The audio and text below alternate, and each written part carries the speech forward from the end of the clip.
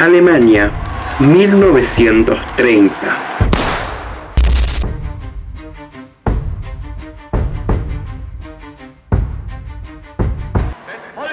El Partido Nacional Socialista Obrero Alemán empezaba a ganar poder en un país que tras el Tratado de Versalles estaba endeudado, con crisis económica y con una sociedad llena de resentimiento.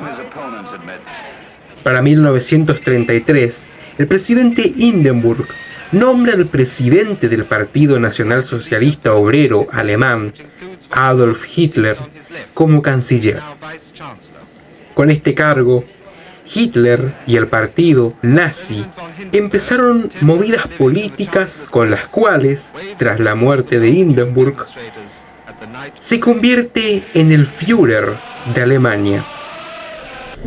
Con la llegada de Hitler al poder, la intención era clara: formar un nuevo imperio alemán en Europa Oriental y reorganizar la sociedad alemana. Para lograrlo, el Führer comenzó eliminando los partidos políticos, disolviendo los sindicatos y controlando la prensa y la educación a través de la propaganda, cosa dirigida por una figura clave del nazismo, Joseph Goebbels. Goebbels era el director del Ministerio de Propaganda del Reich. Con ese cargo, se encargó de crear la propaganda para el régimen y censurar el resto.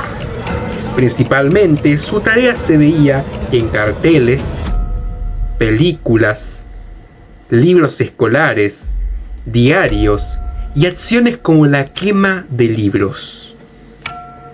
Hitler y el nazismo basaron sus ideales en lo que definían como una misión espiritual para salvar a la humanidad, afirmando que la historia humana se basaba en la permanencia de la sociedad aria y la eliminación de los inferiores enemigos. Esos ideales se empezaron a ver con más fuerza cuando en 1935 promulgaron las leyes de Nuremberg, que privaban a los judíos y a otras minorías de conseguir la ciudadanía alemana, y se prohibió también la mezcla de razas. Como contracara a estas medidas, Adolf Hitler implementó planes económicos que eliminaron el desempleo, construyó redes de autopistas e infraestructura industrial, creó el proyecto Volkswagen para incentivar la compra de vehículos a familias obreras e implementó un plan para la autosuficiencia económica. El 7 de marzo de 1936, 3 regimientos de infantería de la Wehrmacht empezaron a movilizarse hacia Renania, territorio perdido tras la Primera Guerra Mundial, y ocuparon las instalaciones militares de la zona en un despliegue militar escaso, en el que iban soldados hasta en motocicleta, literalmente. Ni Francia ni Inglaterra dieron respuesta a la ocupación, dejando a Hitler un territorio muy estratégico para su plan. Con esta conquista, Hitler se convirtió en algo más que un líder en la sociedad de la época. Al salir a la calle en su auto descapotable, multitudes lo festejaban y buscaban acercarse a él. Lo veían como una divinidad salvadora de la patria. Le mandaban cartas con poemas, retratos y agradecimientos por recuperar la soberanía alemana. Por lado del territorio de Renania, la reacción era parecida. Las tropas nazis eran muy bien recibidas. Sumado a todo este movimiento militar, el Führer alemán firmó 2 tratados estratégicos. El primero fue para formar el Frente Roma-Berlín, donde se alió al italiano Benito Mussolini, y el segundo fue el Pacto Anti-Comintern, firmado con Japón para combatir la expansión del comunismo soviético. Para crear una imagen de una Alemania pacífica, moderna y avanzada, el régimen utilizó las Olimpiadas de Berlín 1936. De tal modo que por ese año la represión contra judíos dejó de existir. Y los equipos alemanes llegaron a permitir judíos en sus planteles. La estrategia de Goebbels de eliminar los carteles antijudíos y las consignas racistas de toda Alemania funcionó muy bien. Tanto que los extranjeros pensaban que la brutalidad nazi de la que se hablaba y denunciada en el extranjero eran puras exageraciones. La organización, la limpieza y la modernidad técnica dejaron impresionados al mundo. Así también los propios alemanes estaban fascinados de ver una Alemania recuperada tras la Primera Guerra Mundial, enalteciendo cada vez más la imagen del Führer como un héroe de la patria.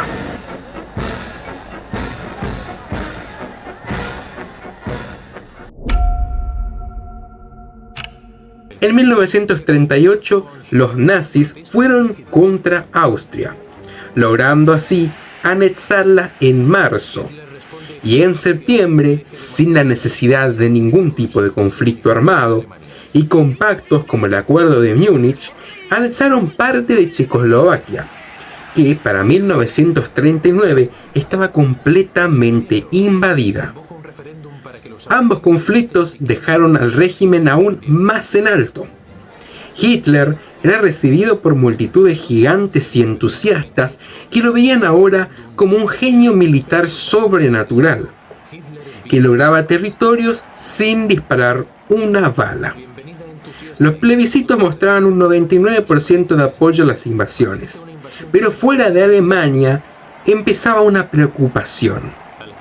El Führer no buscaba unir a los alemanes étnicos, buscaba un expansionismo extremo, y por ello Francia e Inglaterra empezaron a planear alianzas para defender el que podría ser su próximo objetivo, Polonia.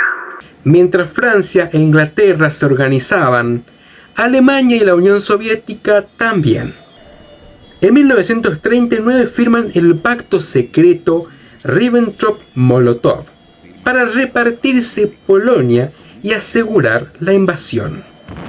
El 1 de septiembre de 1939, por la madrugada, más de 2.000 tanques, 900 bombarderos, 400 camiones de combate y casi 1,5 millones de soldados avanzaron desde Prusia Oriental y Alemania por el norte y desde Sicilia y Eslovaquia por el sur, penetrando así rápidamente las pocas defensas polacas que no tenían un armamento acorde, y lo poco que quedaba fue destruido por el Luftwaffe.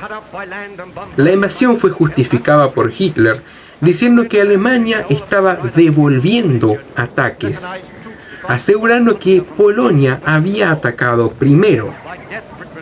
Esta invasión, a diferencia de las anteriores, dejó a los alemanes en completo silencio y pánico por repetir la hambruna y el horror de 1914.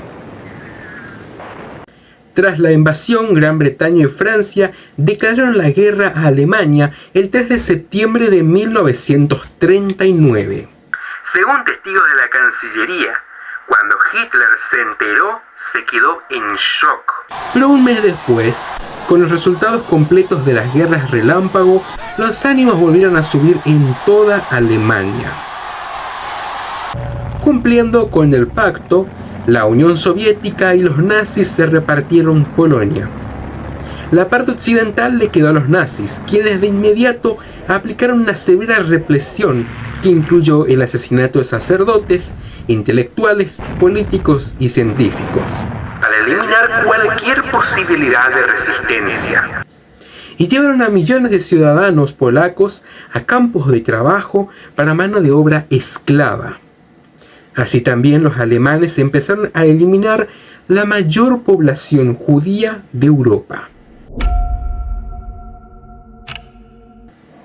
Polonia contaba con más de 3,3 millones de judíos, algunos de los cuales fueron obligados a vivir en guetos, con condiciones inhumanas, hacinamiento y hambruna. Otros fueron fusilados masivamente por los grupos Einsatzgruppen de la SS, dejando en esa primera invasión entre 500.000 y 600.000 judíos muertos. Mientras en Polonia Alemania se expandía, la guerra no empezaba.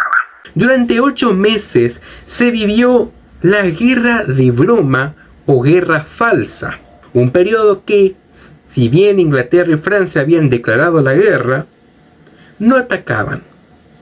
Las fronteras eran vigiladas con aburrimiento, al punto de que los soldados jugaban cartas, fútbol o tejían. Los únicos ataques eran simbólicos. Aviones ingleses sobrevolaban Alemania y tiraban panfletos instando a la población a derrocar a los nazis, y marítimas, en las cuales los submarinos alemanes se llevaron muchas vidas. Para abril de 1940, Alemania decidió avanzar para conquistar simultáneamente Noruega y Dinamarca. Con ataques sorpresa por tierra, mar y aire, los ataques de Noruega y Dinamarca fallaron, y Alemania hizo caer a los reyes Cristian X y Haakon VII, quedándose con 2 territorios estratégicos en recursos y militarmente, y causando miedo a otros pequeños territorios de ser invadidos. Exactamente un mes después, Alemania avanzó con el plan de expansionismo y activó el Fallujah. Los franceses y británicos pensaban que Alemania repetiría la misma estrategia de la Primera Guerra Mundial: avanzar por las llanuras centrales de Bélgica para invadir Francia. Pero el Fallujah, diseñado por Erich von Münster, tenía otra idea. El ejército se dividiría en 2 grupos. El grupo del ejército B atacaría Países Bajos y el norte de Bélgica, como un señuelo para llevar a las fuerzas contrarias hacia el norte. El grupo A, con 7 divisiones de tanques, cruzaría el considerado impenetrable bosque de las Ardenas en secreto. Entre paracaidistas y bombardeos a ciudades, el señuelo funcionó bien, tanto que en 5 días Países Bajos firmó su rendición.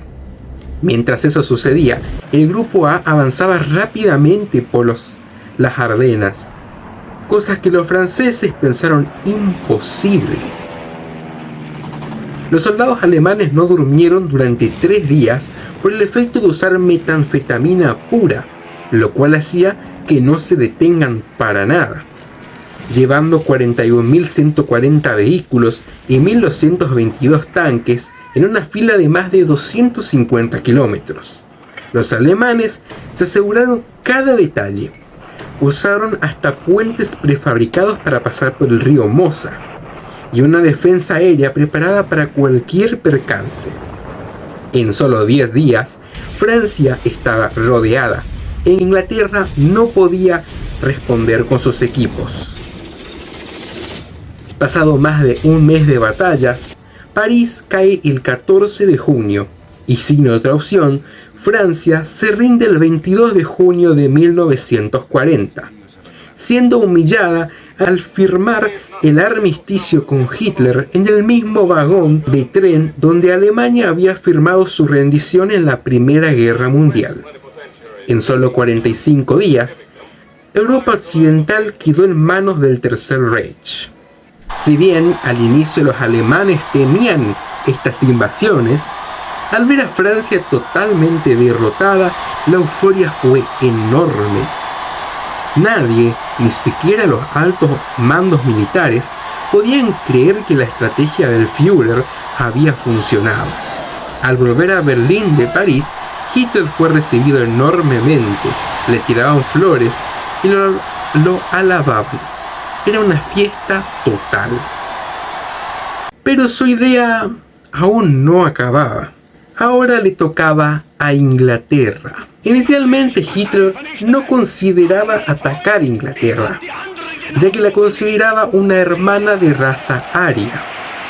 La idea era negociar, pero al asumir Winston Churchill, la elección fue combatir.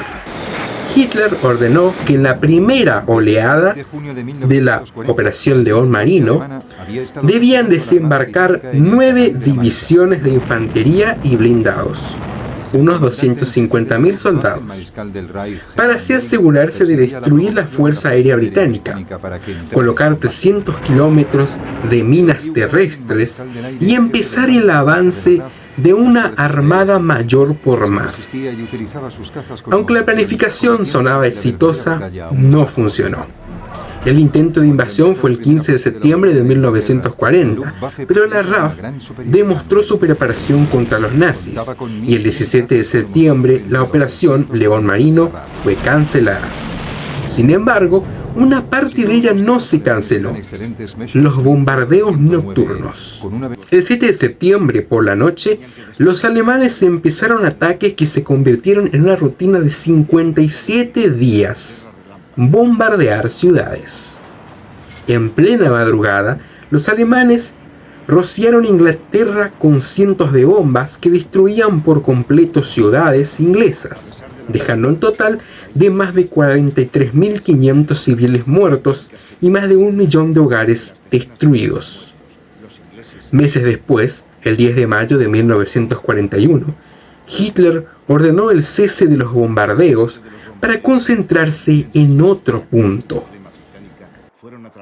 Pero mientras Europa libraba una guerra, dentro de Alemania la situación era distinta. No había hambruna. Hitler había armado un plan para evitar la misma caída de 1918, introduciendo en 1939 cartillas de racionamiento para repartir alimentos, ropa, jabón y carbón en porciones según la profesión. Tampoco había crisis económica. Con la gran parte de Europa conquistada, los alemanes se adueñaron de sus recursos.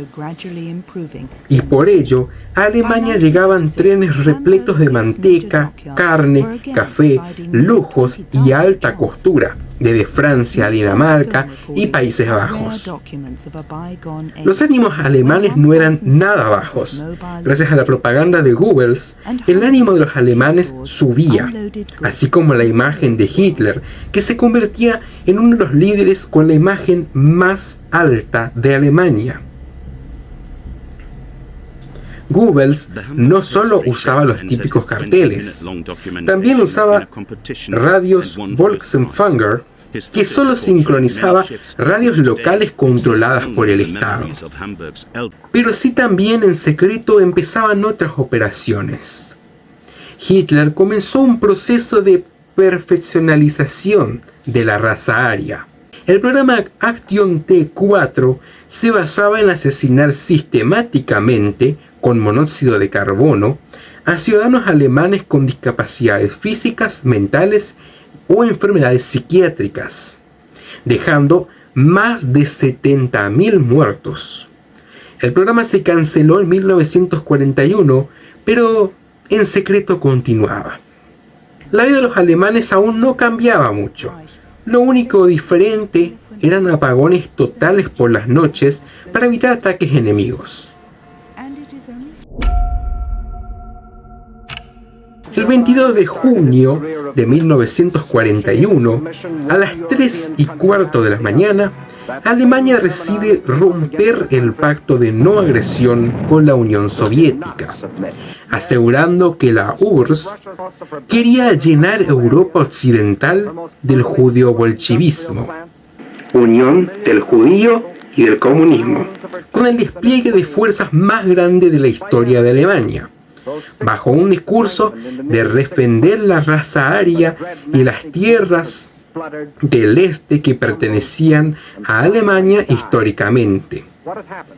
Así empezaba la operación Barbarroja. El plan era dividir las fuerzas en 3 grupos. El grupo del Ejército del Norte avanzaría a través de los países bálticos para capturar Leningrado. El grupo del centro avanzaría por la ruta directa Minsk-Smolensk para capturar Moscú. El grupo del sur avanzaría por Ucrania para capturar Kiev y controlar zonas industriales. El objetivo de la operación era destruir el ejército rojo en 6 u 8 semanas. Todo esto antes del invierno ruso. El plan había empezado a la perfección. Miles de cañones de artillería dispararon simultáneamente, logrando hacer colapsar en su primer ataque la estructura soviética. En un lapso de 3 meses, el ejército del norte empezó a llegar al sitio de Leningrado, con un asedio en el que cortaron todos los suministros a la ciudad, matando aproximadamente 1 millón de civiles por hambre. El ejército del sur desvió el camino. En lugar de ir hacia Moscú, fueron por Ucrania, causando la batalla de Kiev, donde Alemania capturó más de 665.000 soldados soviéticos y controlaba el granero de Europa. Pero esto también hizo perder 4 semanas de buen clima para atacar Moscú. El ejército del centro avanzaba hacia Moscú con la operación Tifón, con el fin de capturar la capital. Los alemanes ya lograban destruir las líneas de defensa soviéticas y estaban a solo 30 kilómetros del Kremlin, pero llegó el invierno. Las temperaturas bajaron a 30 y 40 grados bajo cero, y los soldados alemanes no estaban preparados.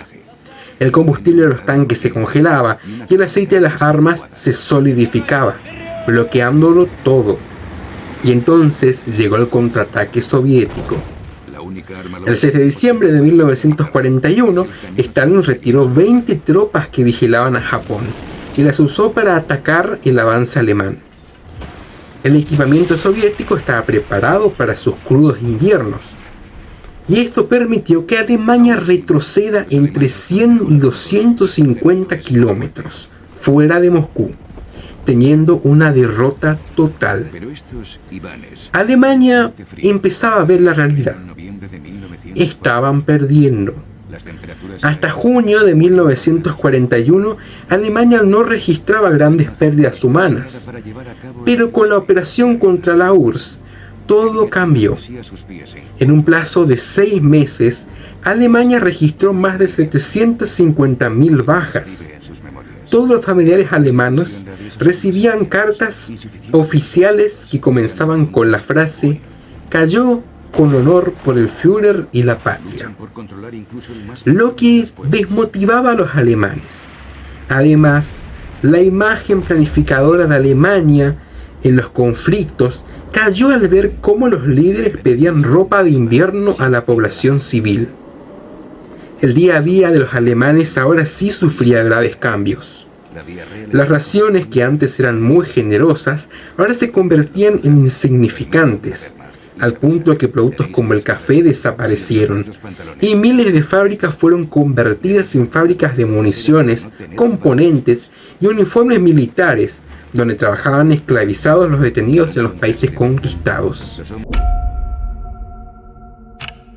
La pérdida de la URSS solo enfureció a Hitler, quien ordenó que todos los judíos dentro de Alemania mayores de 6 años debían llevar cosida la estrella de David dorada para identificarse públicamente. Con ese sistema empezaron deportaciones a judíos alemanes desde Berlín, Múnich y otros lugares hacia los primeros campos de concentración para ser asesinados cruelmente. Para 1942, en un intento de seguir dentro de la Unión Soviética, se libró la batalla de Stalingrado, el combate más sangriento de la historia, donde se perdieron más de 800.000 alemanes.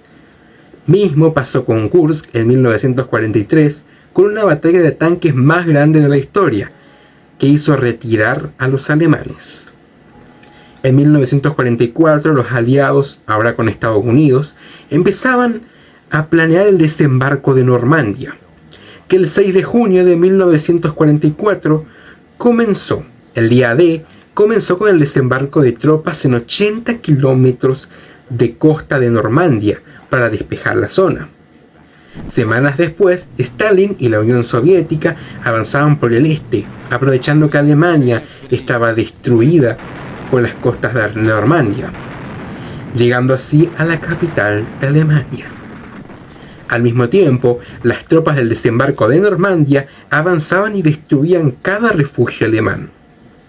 A pesar de los ataques, Alemania, por orden de Hitler, atacaba intentando recuperar territorio, cosa que las fuerzas armadas reprimían con ataques aéreos. 2 meses después de guerra constante, París es liberada y Alemania retrocede cada vez más. Como último intento, Hitler reúne las últimas reservas de tanques, combustibles y soldados jóvenes para lanzar una ofensiva. En diciembre, los aliados tomaron fuerza de nuevo y destruyeron lo poco que quedaba del ejército alemán. Con este retroceso inicial de los nazis, Alemania se convirtió en un infierno.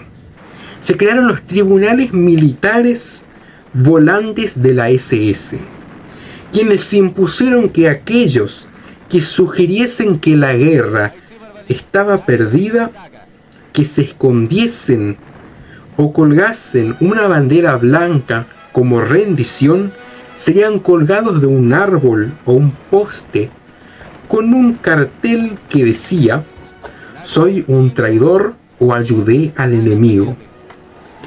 Así también, 12 millones de alemanes huyeron al este. Otros eran reclutados obligatoriamente al Bundeswehr, ejército del pueblo. Mientras ciudades enteras eran devastadas por bombardeos constantes. Los suministros se terminaban y la moneda alemana se devaluó totalmente. Los aliados y los soviéticos seguían avanzando. El 25 de abril los soviéticos se adueñaron de Berlín. Hitler y su esposa y su equipo estaban escondidos en un búnker y allí toman una decisión. A las 3:30 de la tarde del 30 de abril, las tropas del Ejército Rojo se encontraban a menos de 500 metros del búnker. Hitler y su esposa se encerraron en su habitación.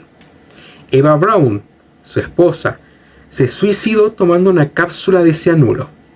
Hitler, por su lado, mordió la cápsula de veneno y se dio un tiro en la sien derecha con su pistola. Lo mismo sucedió con el ministro de propaganda Goebbels y su esposa, los dos jefes militares, el comandante de la escolta del Führer y hasta con su perro. Para evitar la humillación pública que había enfrentado su aliado Benito Mussolini, Hitler ordenó que quemen sus cuerpos.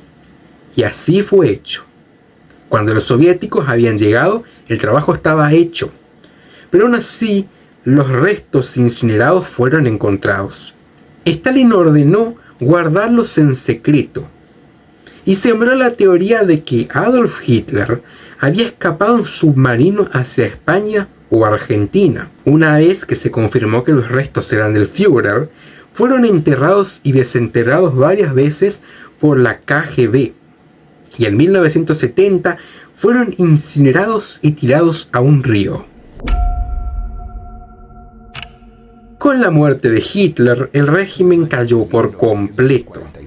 El ex-Führer había dejado testamentado que su sucesor sería el almirante Karl Dönitz, pero su gobierno duró solo una semana, en la que los soldados se rindieron ante los estadounidenses y británicos, huyendo de las represalias de los soviéticos. El 7 de mayo de 1945, el general Alfred Jodl firmó la rendición alemana y al día siguiente en Berlín se ratificó, dando así fin a la guerra en Europa.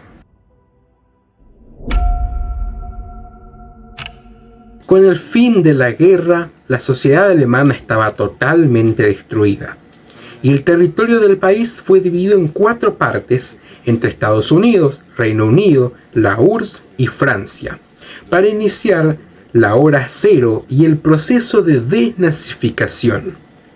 Las 4 potencias se encargaron de destruir absolutamente todo lo que fuese un símbolo o ideología de los nazis, reeducar a la población y empezar a construir Alemania de nuevo. Lo que se encontró en Alemania después de la guerra es lo más horroroso. Tanto aliados como soviéticos entraron y liberaron campos de concentración, donde habían judíos y demás minorías esclavizadas. Eran torturados y habían millones de muertos, toneladas de cabello humano, trajes civiles, zapatos de niños y cámaras de gas y hornos.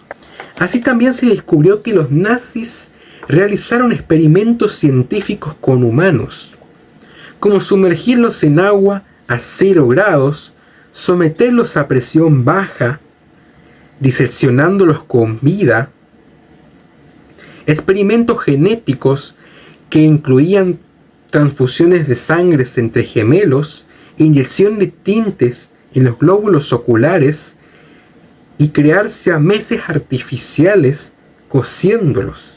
Si uno moría, asesinaban al otro. Inyecciones de enfermedades y muchas más atrocidades. Las muertes dentro de los campos de concentración también eran muy horrorosas. Algunos morían por cámaras de gases, ejecución, hambre, enfermedades, y eran quemados en los hornos. Hasta el día de hoy en las cámaras de gases se encuentran rasguños y marcas de golpes en las paredes. En medio de eso también empezaron los juicios de Nuremberg, los juicios más importantes de la historia, donde un tribunal de Estados Unidos se encargó de juzgar a los comandantes y demás nazis que quedaron en pie. El resultado de esto fue 12 condenas a muerte, 3 cadenas perpetuas y 4 penas de prisión, más 3 absoluciones. Hablando solo de Alemania, las víctimas por ataques alemanes fueron aproximadamente 35.720.000. Las víctimas alemanas fueron aproximadamente 7.500.000. Y 11 millones de víctimas del Holocausto, entre judíos, niños, prisioneros de guerra, gitanos, civiles, personas con discapacidad, testigos de Jehová y homosexuales. Pero ¿y el mito de los 271.301 muertos? Bueno, ese número salió de unas actas de la Cruz Roja en los 70s, 80s. Y muchas personas creen en que es el dato real. Pero en realidad, dichas actas tienen la aclaración de que son los muertos con certificación formal, sin incluir las ejecuciones en masa. El número de 6 millones de judíos se basa en cálculos de censos pre- y postguerra y de comentarios oficiales de agentes nazis. Alemania, bajo el régimen nazi de Adolf Hitler, terminó no solo por ser quien inició la Segunda Guerra Mundial como el conflicto más sangriento de la historia, sino responsable de una de las mayores masacres de la historia. Todo impulsado por una ideología basada en el odio hacia quienes consideraban diferentes. Un odio que lamentablemente no desapareció con el fin de la guerra. Aún hoy siguen existiendo y todavía hay personas que reivindican a uno de los mayores responsables de una de las mayores tragedias humanas del siglo XX. Recordar esta historia no es vivir en el pasado. Recordarla es proteger el futuro. Porque la historia no sirve para alimentar el odio. Sirve para reconocer cuándo vuelve a aparecer.